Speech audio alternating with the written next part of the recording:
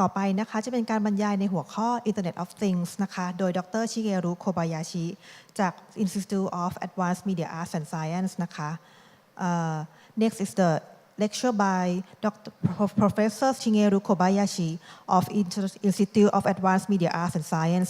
Please welcome Dr. Kobayashi on stage.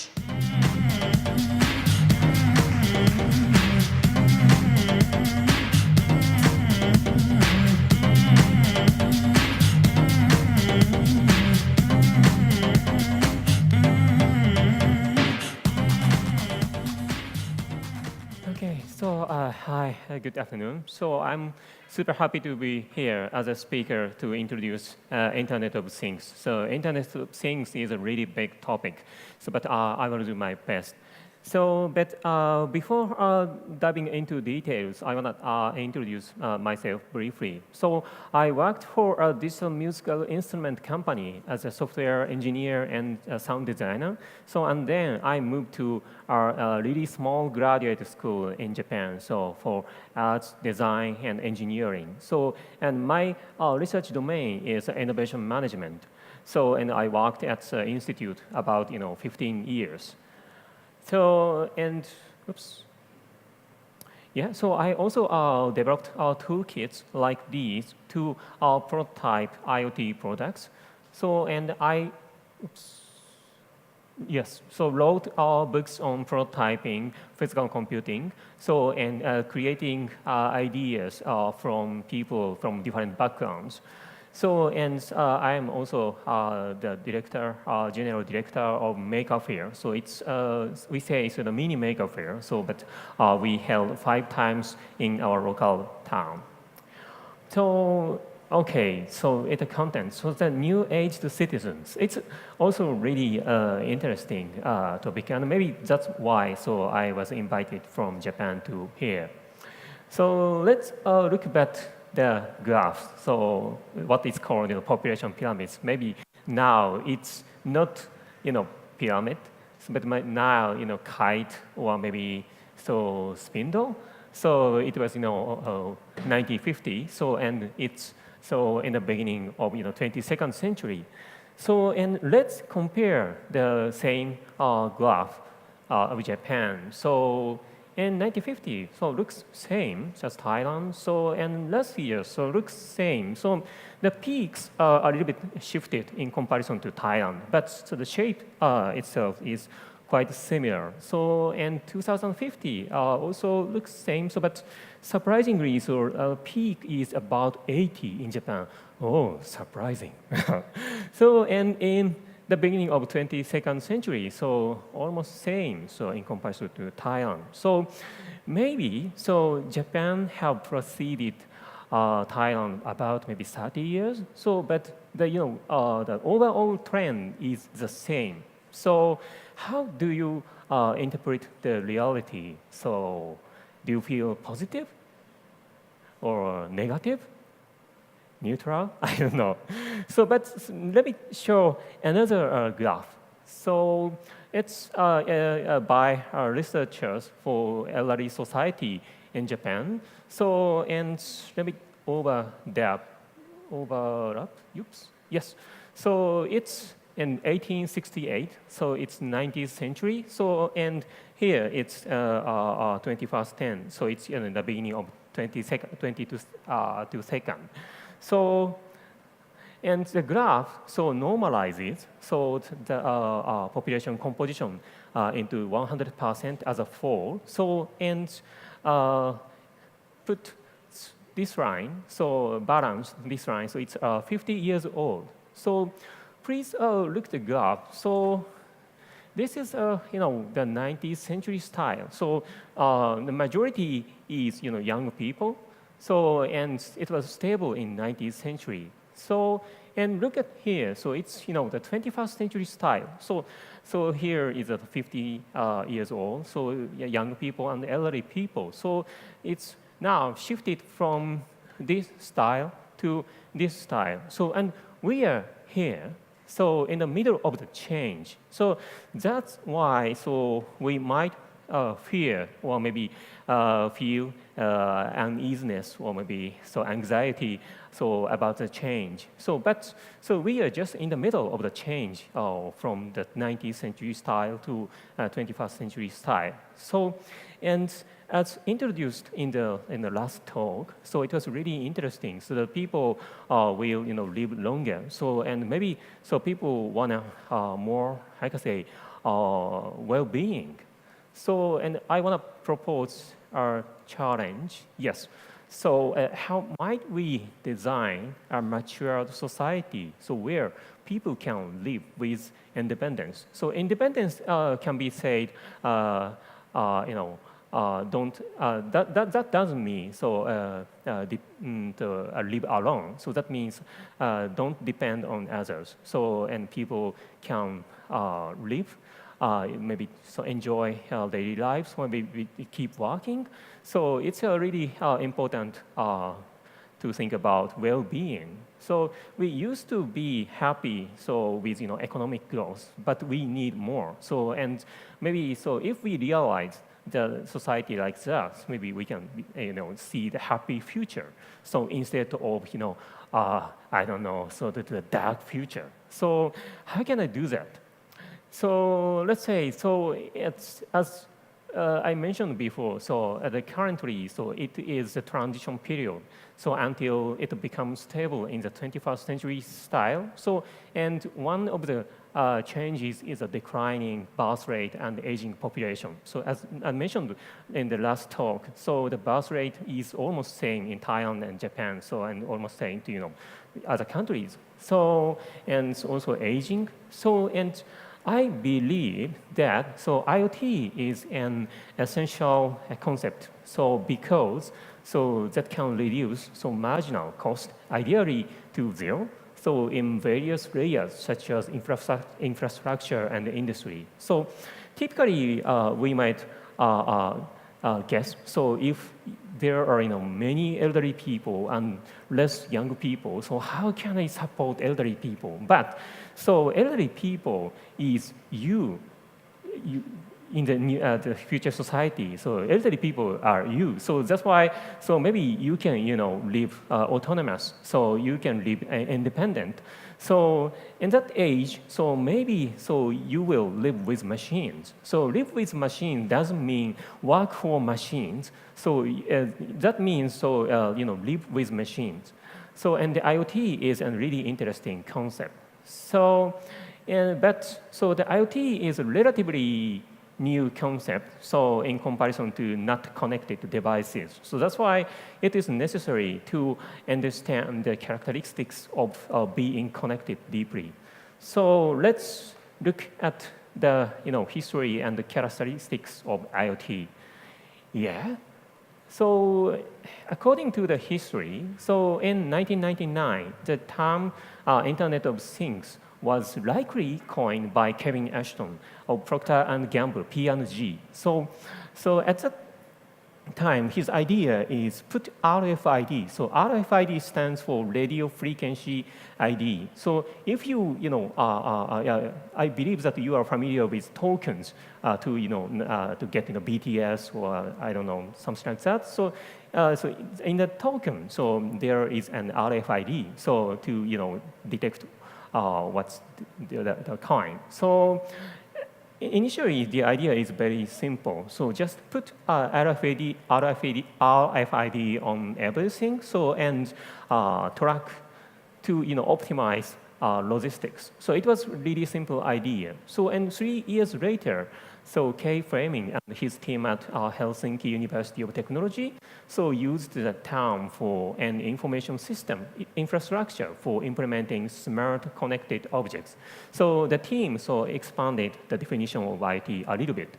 So and then so around 2008, 2009, so defining the Internet of Things as so simply the point in time when more things or objects were connected to the internet than people was born. So it was, we don't know, so who started using IoT for the meaning. So, but anyway, so gradually the meaning of IoT has, expanded.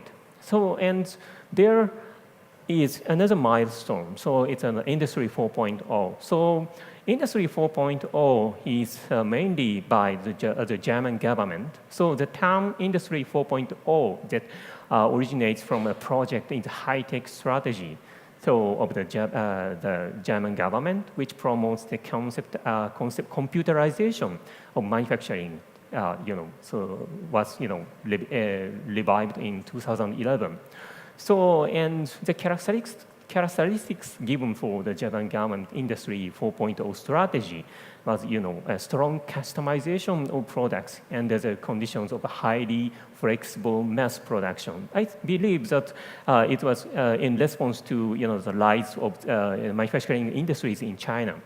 So, and IoT is one of the core design principles of Industry 4.0. So, and the connection, the ability of machines, devices, sensors, and people to connect it and communicate each other. So it was really the core of the Industry 4.0. So, and that's why, IoT got big attention from worldwide.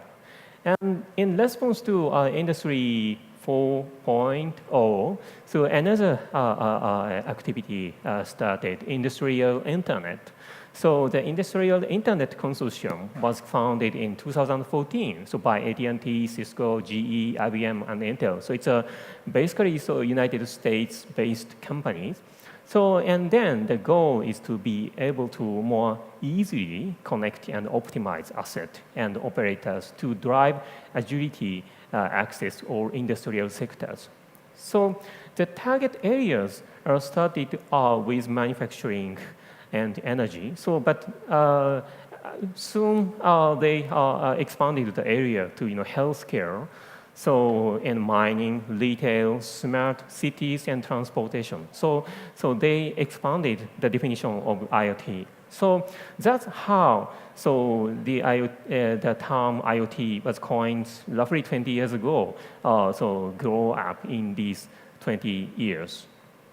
So since the characteristics of connected devices is different, so in comparison to not connected devices. So the best practices to design connected devices are a little bit different. So I want to show an excerpt from an article by Tom Igoe. So Tom Igoe is a professor at New York University, so Interactive Telecommunications program. So he is a team lead of physical computing. So and he is the master of designing connected devices. So the first point is to build projects or products, so not platforms. So people, so especially for startups, tend to try to make platforms instead of product. So but can be easily fail, or maybe it's really difficult to how develop. So or really difficult to implement it real society. So instead of that, focus on specific needs, and then learn from failure. So and expand to platform. It's a way to establish. So and second point is yes. So respect privacy. So if you know about smart speakers like Google Home or Amazon Echo, so these devices have buttons and indicators. So okay, you can mute or maybe that shines when listening. So that's quite important. So because if those devices silently listen all of your life, so maybe you don't want to use those devices in your real life. So that's why, respect to privacy is very important. So for instance, to keep communications local as much as possible. So ask for permission to go outside the local network, or maybe inform me when you are listening, etc. So this is a new best practices to design connected devices. So, and the third one is, yes, so also very important. So typically, gadgets, it's okay for, so the lifetime is quite short, maybe a few months, maybe at most 1 year. So, and But in comparison to that kind of things, so the connected devices are moving from the personal to the architecture. So that means in multi-year or even multi-decade cycles. So if you think about architecture like this, will last maybe decades. So and if you try to design devices for IoT devices for this scale, so you should consider about the graceful aging. So that's the point of designing IoT. Yep. Okay, so let me introduce a few IoT startups. So after got attention to IoT, so it's a good chance that made a really good chance for startups to start new businesses. So and especially for healthcare sector in Japan, so there are many opportunities. So let me introduce 3 startups. So first one is MOF. So MOF is the MOF band is their product. So originally, it was a toy. So and so let children to play with playing sound. If you like this. So that was initial idea. So it was really hard to make business. So because there are so many competitors in toy industry. So there are many competitors, and the lifetime is really short. So that's why they shifted their business from electric toy to healthcare. So let's look at the video. So this one, so available on YouTube. So it's a MOF band. It's a smart wearable device. So and it's easy to attach to your wrist. And can track the movement.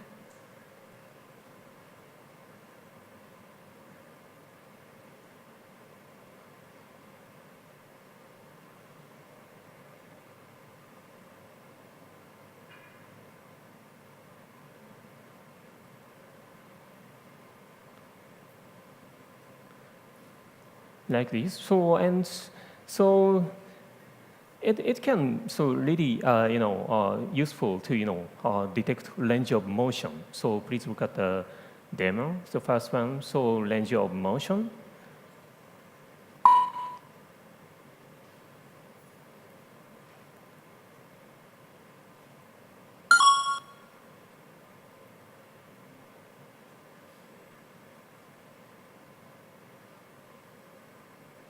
And don't have to be put on your list. It can be there. Set.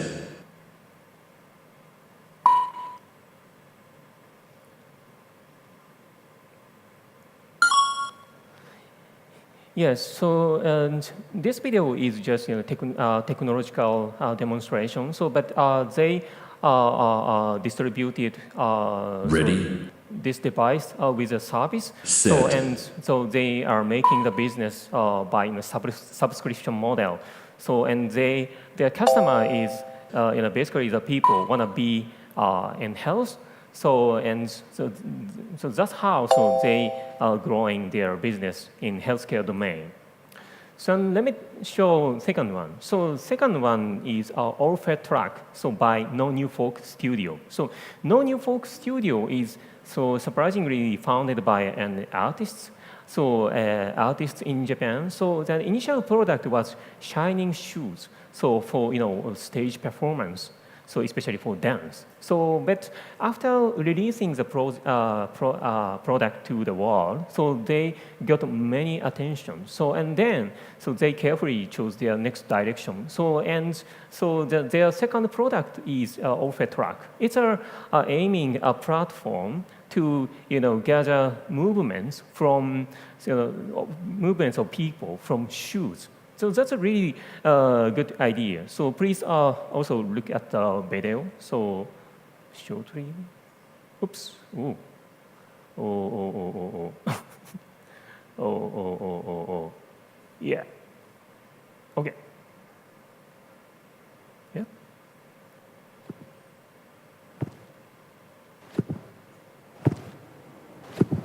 (2018) we'll reinvent everything you know about shoes. Shoes will become a shoe log platform that will change your life.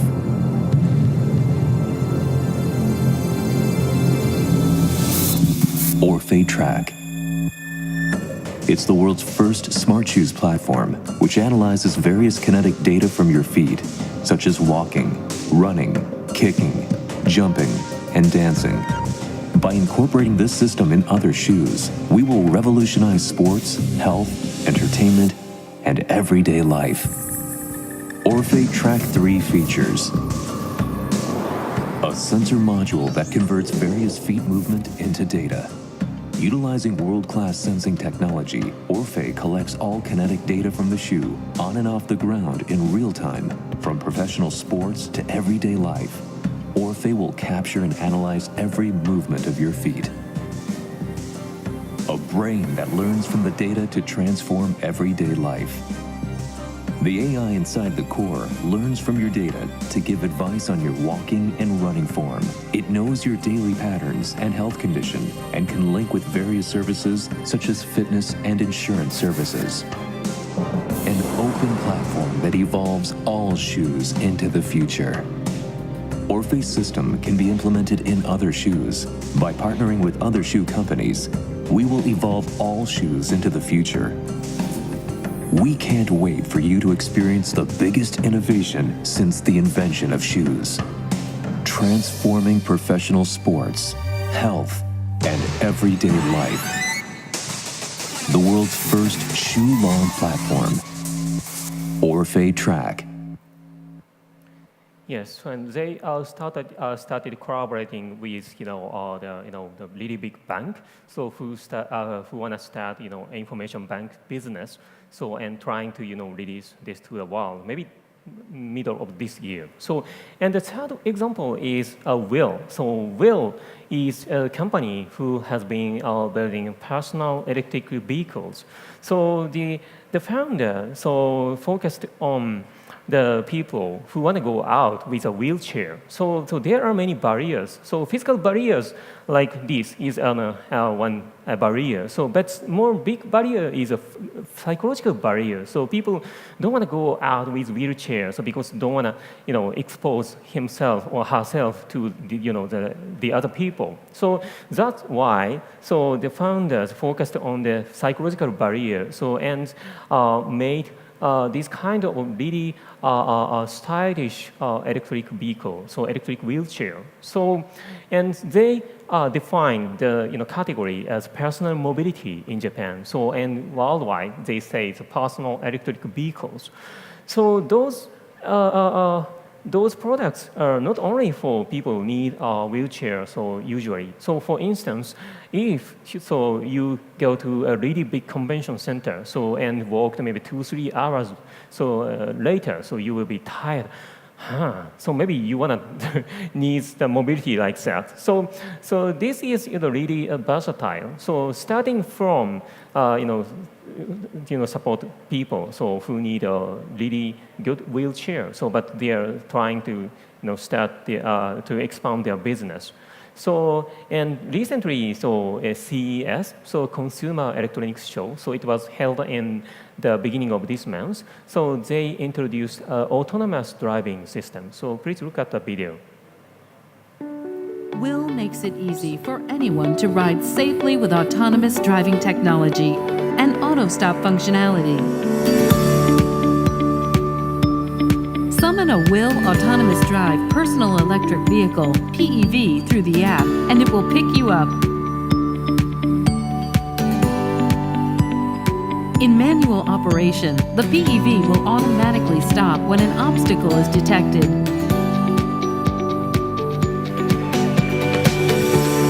Will's ultimate goal is to become a public transportation solution for pedestrian travel. So there are several mass systems for sidewalk travel, such as line, bird, kick scooter, mobile bike share.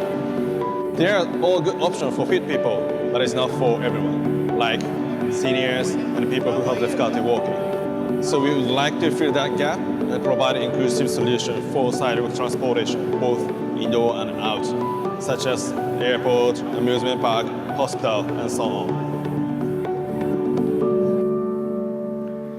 yes, the company started providing a product, and then so they shifted their main business to providing mobility as a service. It's a big change. So they don't try to jump into providing be a platform. So but instead of that, so they are trying to provide mobility as a service. So okay, so in the last part of my talk, so I want to introduce things to remember in designing IoT products. So let's look at the product like this. In Japan, so many home appliance manufacturers have been releasing IoT something so many times. So and this is an example. So it's a electrical refrigerator. So and this icon means okay, this is can be connected to the internet. So and let's look at the way to register your refrigerator to the internet to be connected to the smartphone app. So start from here. So and there are many steps. So maybe you might okay, more escape from here. So they are really complicated. So and what the product can do. So let's look. Okay, so if you connect your refrigerator to your smartphone via the internet, so you can search cooking recipes. So and you can create shopping lists. So and you can send messages to the refrigerator. Okay, so but anyway, so we have super useful messaging platform like Line already. So and maybe you can use Facebook Messenger, or maybe you can use WeChat or something like that. So we don't need such kind of functions. So as a part of refrigerator. So but if you start questioning from, okay, let's make some IoT something. So the result will be like that. So, and, so it's not create values for customers. So moreover, the development process becomes more complicated. So that means you have to pay a lot of money. So that's nonsense as a business. So how can we avoid these kind of mistakes? So okay, let me talk about verification and validation. So I'd like to introduce definition by Barry Boehm. So verification is really easy to understand. So are we building the product right? So product right means you are following the rules, or maybe you are getting required certifications, or maybe you are managing the project of software, hardware. So it's relatively easy to understand. So, but the other one, validation.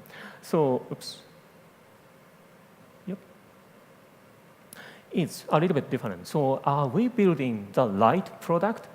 So do you see the difference, these two questions? So regarding first one, so you can make a product anyway. So like the IoT refrigerator. So in the product right. So is that the right product?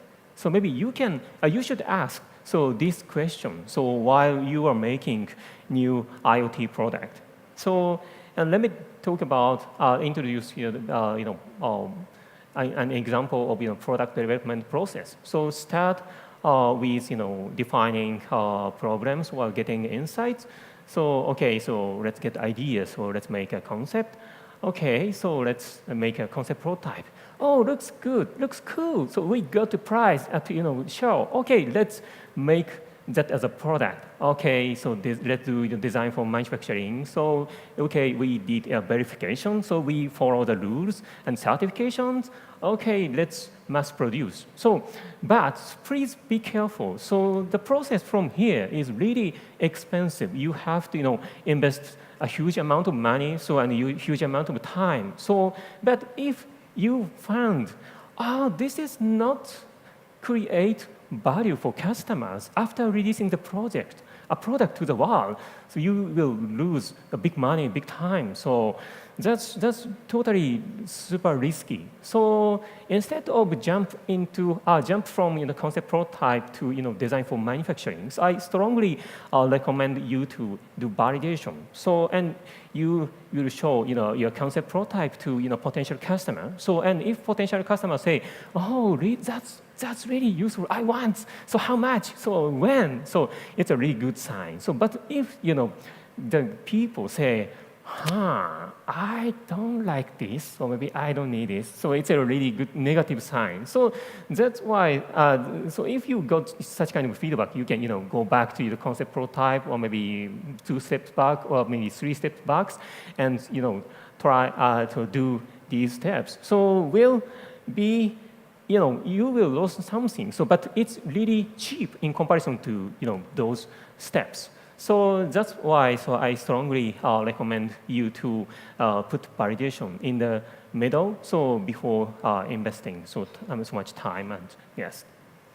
And there are toolkits. So let you prototype so your idea in IoT area. So with ease. So this is yes, pictures from workshop for welfare facilities. So the people working at welfare facilities try to make the experience at welfare facilities better. So that's why they try to create ideas. So and they evaluate it in real environment. So after making a prototype at this time just 1 hour. So and try a real environment. In this case, toilet. Okay, so and this idea will work or not. Maybe we should improve this part. So by repeating this kind of a process, you will be able to reach the right idea. Okay, so let me conclude my talk. So firstly, so IoT is an essential concept for designing the society of the new age citizens. So, and in designing IoT products, so it is necessary to understand the characteristics of being connected deeply. So, and yes, to minimize the risks involved in designing products so that are not existing extension lines of the past, so it is important to explore with validation at early stage. So thank you very much for listening. So and please, give it a look again. So thank you very much.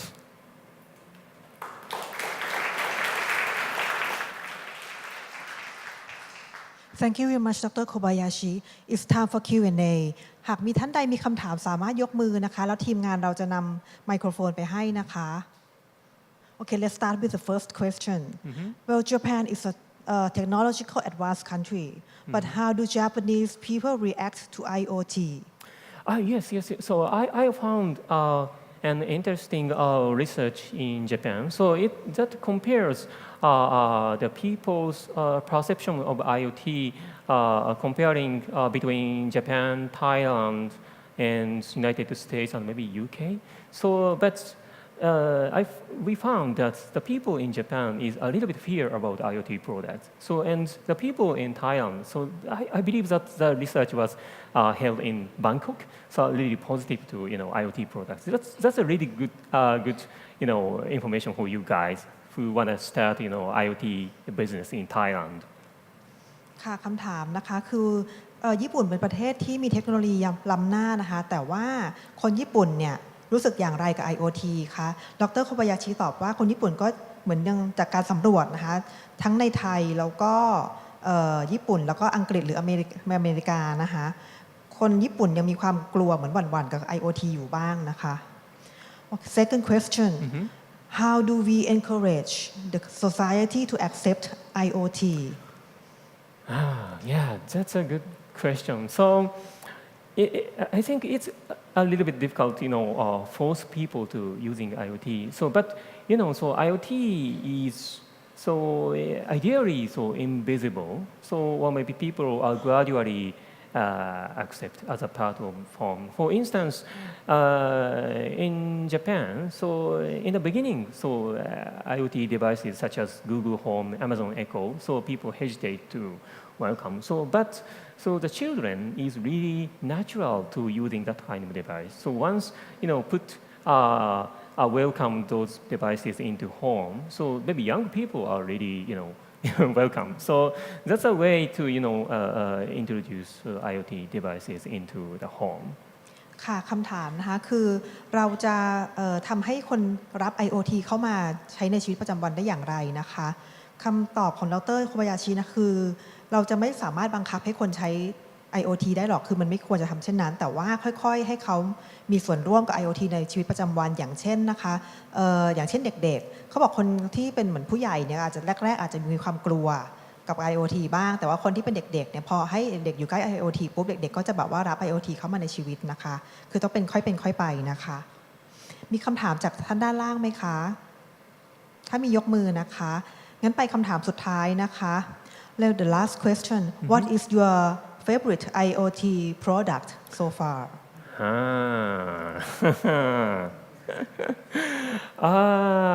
Yes so I have very small robot so it's not a smart speaker so it has face and a body so the reason why so I bought the project is it's by my friend so he's an entrepreneur so and he made that project so but if once I welcome the robot to my home so my kids so really like that so it's as a welcome as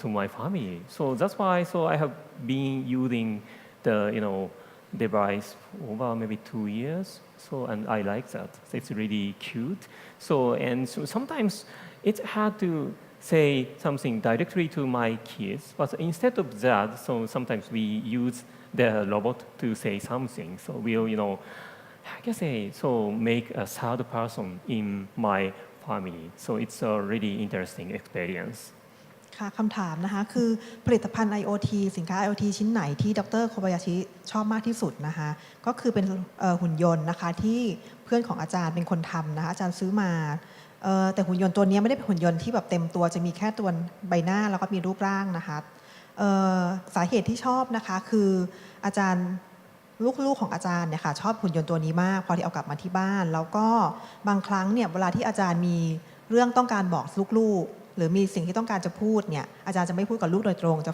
เหมือนพูดไปกับที่โรบอทแล้วโรบอทจะเป็นคนไปพูดให้นะคะก็เป็นการเลี่ยงได้ดีค่ะ Thank you very much Dr. Kobayashi Thank you very much for the interesting lecture